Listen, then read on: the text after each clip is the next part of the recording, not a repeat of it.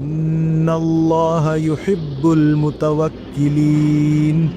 নিশ্চয়ই আল্লাহ ভরসাকারীদের ভালোবাসেন। সূরা আল ইমরান আয়াত ১৫৯। আপনি কি কখনো নিজেকে প্রশ্ন করেছেন, আমি কেন এত দুর্বল অনুভব করি? কেন আমার আত্মবিশ্বাস এত সহজে ভেঙে পড়ে? এই ভিডিওতে আমরা জানব কিভাবে ইসলাম আমাদের আত্মবিশ্বাস গড়ে তোলে, কিভাবে ৫টি দোয়া আমাদের আত্মাকে আকাশের মতো উঁচু করে তোলে, আর কিভাবে ৪টি সহজ ইসলামিক ধাপে আমরা আত্মমর্যাদার ভিত শক্ত করতে পারি। এটা কোনো মোটিভেশনাল ভিডিও নয়, এটা এক বাস্তব সফর, যেখানে কোরআনের আয়াত, রাসূল সাল্লাল্লাহু আলাইহি ওয়াসাল্লামের জীবন এবং সাহাবীদের উদাহরণ আমাদের পথ দেখাবে। আপনি যদি ভবিষ্যৎ নিয়ে দ্বিধায় আছেন, এই ভিডিও আপনার জন্য। আমরা জানব কিভাবে রাসূল সাল্লাল্লাহু আলাইহি ওয়াসাল্লামের দুঃখের মুহূর্তেও আত্মবিশ্বাস ছিল, কিভাবে সাহাবীরা ভয়কে জয় করে এগিয়ে গেছেন, আর কিভাবে আপনি প্রতিদিন ৫টি দোয়া দিয়ে নিজের আত্মাকে শক্ত করতে পারেন। শেষে থাকছে একটি স্পষ্ট কল টু অ্যাকশন, যা আপনার জীবনে বাস্তব পরিবর্তন আনতে পারে। তাই স্কিপ না করে একবার মন খুলে শুনুন আল্লাহর আলোয় আত্মবিশ্বাসের গল্প। আত্মবিশ্বাসের মূল কোথায়? আপনি হয়তো ভাবছেন, আত্মবিশ্বাস কি শুধু নিজের ওপর বিশ্বাস? না, ইসলাম আমাদের শেখায় আত্মবিশ্বাসের মূল হল আল্লাহর ওপর তাওয়াক্কুল।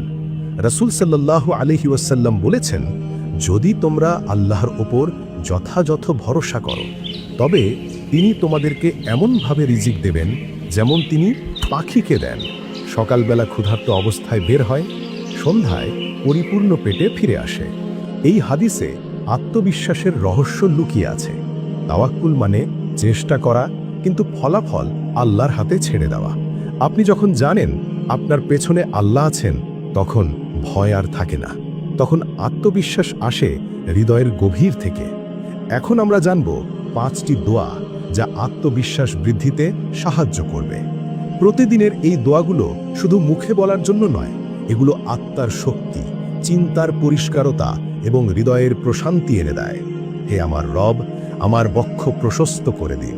সূরা তহা আয়াত ২৫। এই দোয়া ছিল মূসা আলাইহিসসালামের, যখন তিনি ফেরাউনের সামনে দাঁড়াতে ভয় পাচ্ছিলেন। আপনি যখন ভয় পান, এই দোয়াটি বলুন, আল্লাহ আপনার হৃদয় প্রশস্ত করবেন।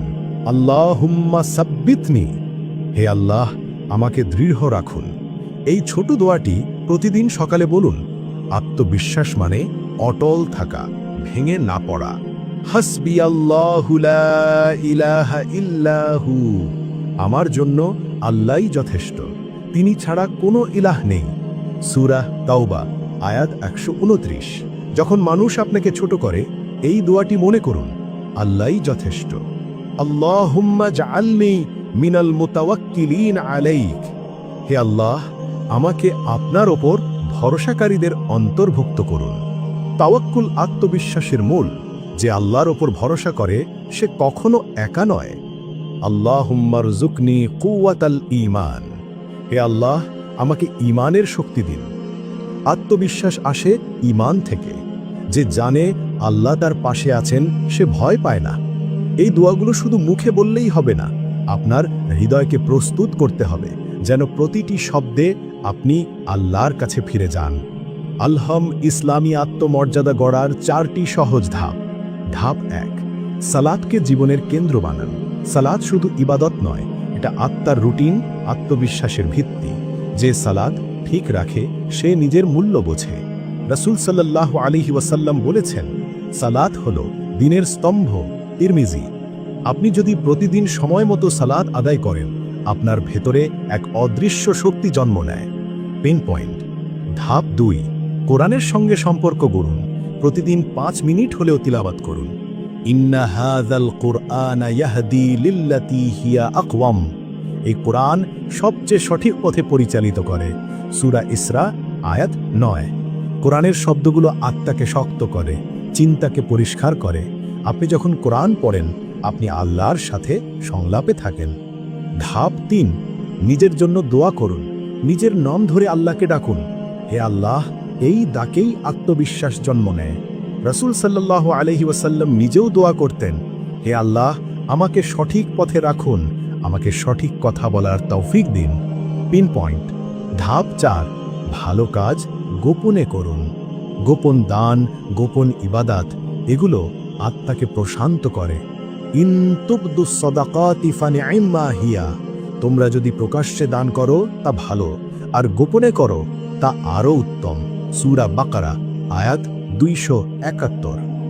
যে ব্যক্তি গোপনে ভালো কাজ করে তার আত্মবিশ্বাস আসে অন্তর থেকে, বাহ্যিক প্রশংসা থেকে নয়। এই 4টি ধাপ যদি আপনি প্রতিদিনের জীবনে আনেন তাহলে ইনশাআল্লাহ আত্মবিশ্বাস শুধু বাড়বে না, আপনার আত্মা হবে শান্ত, দৃঢ় এবং আল্লাহর নিকটবর্তী। আত্মবিশ্বাস কোনো জাদু নয়, এটা গড়ে ওঠে ঈমান, আমল এবং আল্লাহর উপর ভরসা থেকে। আপনি যদি প্রতিদিন 5 মিনিট কোরআন পড়েন, নিজের জন্য দোয়া করেন, সালাত ঠিক রাখেন, তাহলে ইনশাআল্লাহ আত্মবিশ্বাস আসবেই। আপনি হয়তো এখনো দ্বিধায় আছেন, কিন্তু মনে রাখুন আল্লাহ কখনো আপনাকে একা ছেড়ে দেন না। ইন্না রব্বি করিবুম মুজিব, নিশ্চয়ই আমার রব নিকটবর্তী, তিনি উত্তর দেন।